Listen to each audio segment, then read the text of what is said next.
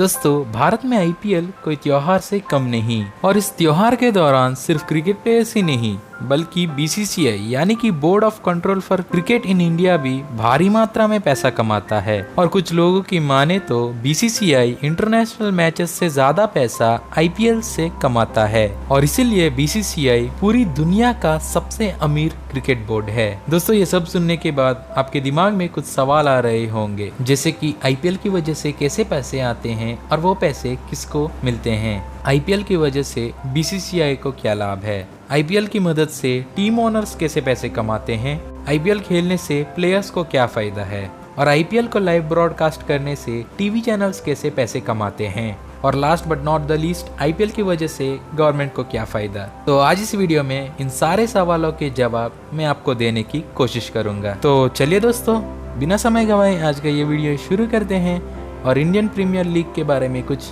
नया जान लेते हैं।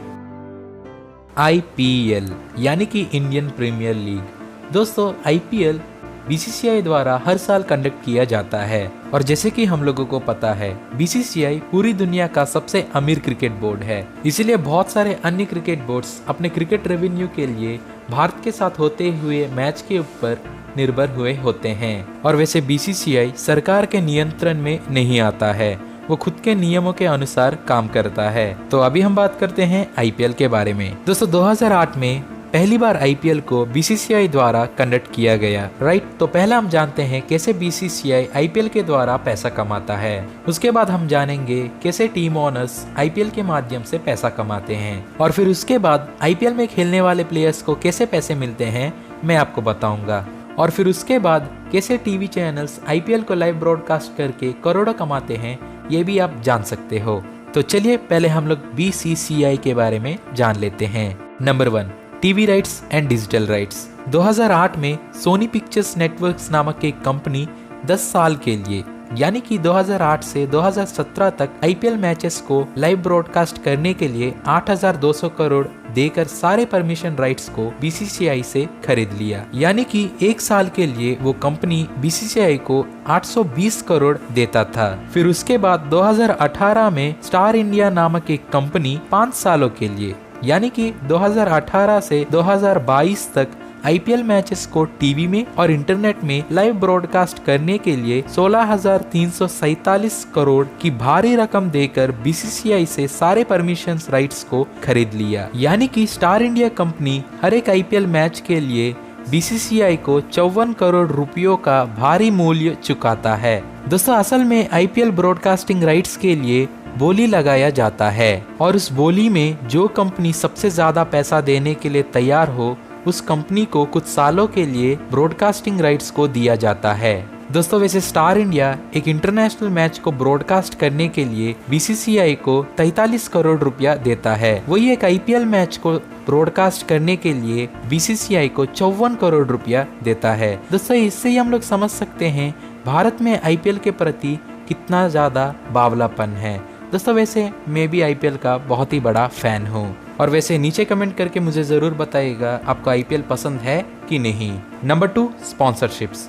दोस्तों, हर साल आईपीएल को कोई ना कोई कंपनी टाइटल स्पॉन्सर के रूप में भारी मात्रा में पैसा देने के लिए तैयार होता है। इसीलिए हमें आईपीएल नाम के आगे कोई ना कोई कंपनी का नाम देखने के लिए मिलता है। इसीलिए 2008 से 2012 यानी कि 5 साल डीएलएफ करके एक रियल एस्टेट कंपनी 200 करोड़ रुपयों का रकम चुकाकर बीसीसीआई से टाइटल स्पॉन्सरशिप का परमिशंस खरीद लिया। इसीलिए ये 5 साल आईपीएल को डीएलएफ आईपीएल करके बुलाते थे।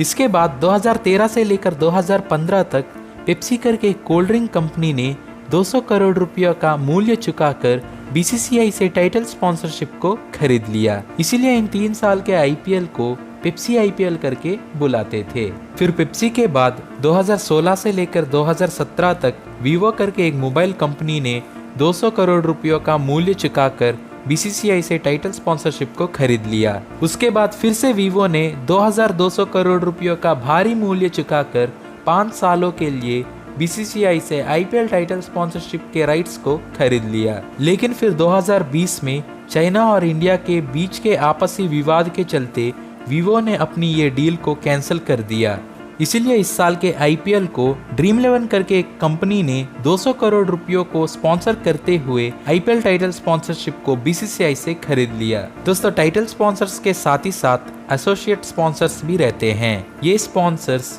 टाइटल स्पॉन्सर से कम पैसे देते हैं। हम इन स्पॉन्सर्स के नाम बाउंड्री लाइन के ऊपर, डिसीजन पेंडिंग बोर्ड के ऊपर और पोस्ट मैच इंटरव्यू बोर्ड के ऊपर देख सकते हैं। तो इस तरह बीसीसीआई आईपीएल के माध्यम से भारी मात्रा में पैसा कमाता है। तो अभी हम आईपीएल टीम्स के ऑनर्स कैसे आईपीएल के माध्यम से पैसे कमाते हैं जान लेते हैं। Number 1, tickets. दोस्तों मान लीजिए चेन्नई और बेंगलुरु के बीच में मैच हो रहा है और वो मैच जो है चेन्नई के स्टेडियम में हो रहा है। तो दोस्तों वो स्टेडियम में बिके हुए सारे टिकट्स के पैसे चेन्नई के ऑनर को मिलेंगे। वही वो मैच बेंगलुरु के स्टेडियम में हो रहा हो तो स्टेडियम में बिके हुए सारे टिकट्स के पैसे बेंगलुरु के ऑनर को मिलेंगे। वही नहीं दोस्तों, स्टेडियम में बिकने वाले सारे स्नैक्स और ड्रिंक्स के पैसे स्टेडियम से संबंधित ऑनर को ही मिलेंगे। Number 2, sponsorships. दोस्तों प्लेयर्स पहने हुए जर्सी के ऊपर अगर आप ध्यान से देखेंगे तो आपको कुछ कंपनीज के नाम देखने के लिए मिलेंगे। एग्जाम्पल, अगर हम आरसीबी की जर्सी को ले ले तो हम देख सकते हैं जर्सी के आगे मुथूट फिनकॉर्प करके लिखा है और वही पीछे डीपी वर्ल्ड करके लिखा है। दोस्तों इसी के साथ बहुत सारे अन्य स्पॉन्सर्स के नाम भी जर्सी के ऊपर लिखा रहता है, लेकिन जो कंपनी ज्यादा पैसा दिया होगा वो कंपनी का नाम बड़े अक्षरों में रहता है, वही कम पैसा देने वाला कंपनी का नाम छोटे अक्षरों में रहता है। तो इस तरह टीम ओनर्स जर्सी के माध्यम से भी पैसा कमा लेते हैं। Number 3, online selling.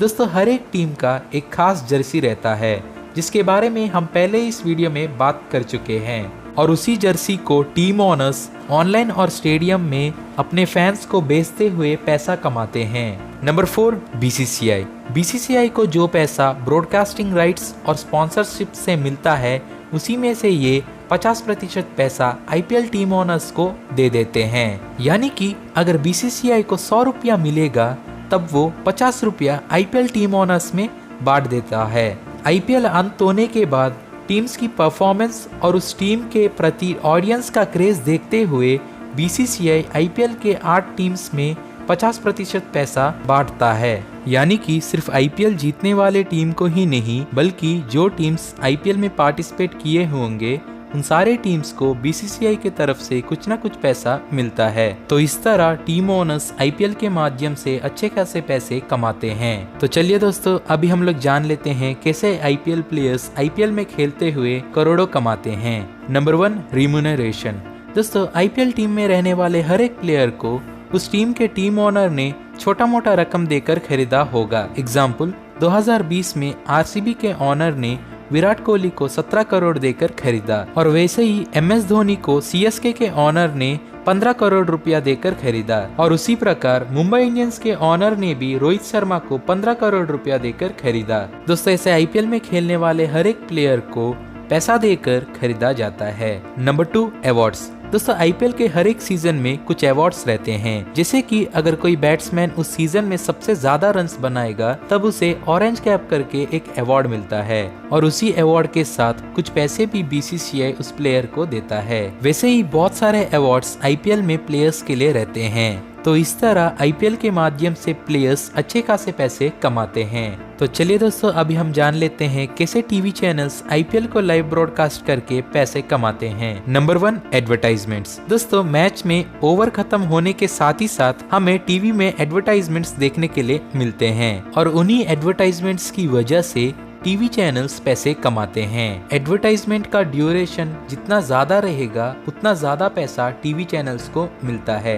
Number 2, channel subscription. अगर हमें टीवी में आईपीएल को देखना है तो हमें उस चैनल को कुछ पैसे देकर सब्सक्राइब करना पड़ता है। आमतौर पर एक चैनल को 1 महीने के लिए सब्सक्राइब करना है तो हमें 15 से 20 रुपया देना पड़ता है। लेकिन ऐसा सिर्फ आप ही नहीं बल्कि करोड़ों लोग उस चैनल को पैसा देकर सब्सक्राइब करते हैं। तो इस तरह टीम ओनर्स, प्लेयर्स और टीवी चैनल्स को आईपीएल के माध्यम से पैसा मिलता है। तो अभी आपके दिमाग में एक सवाल आ रहा होगा, सरकार को आईपीएल की वजह से क्या फायदा? दोस्तों मुझे लगता है आप में से बहुत सारे लोगों ने पहले ही इसे गेस कर लिया होगा। यही कि सरकार को आईपीएल की वजह से भारी मात्रा में टैक्स मिलता है। दोस्तों, आईपीएल में शामिल हुए हर व्यक्ति को कम से कम लाभ तो मिलता है और उसी लाभ से सरकार को कुछ प्रतिशत पैसा पे करना पड़ता है।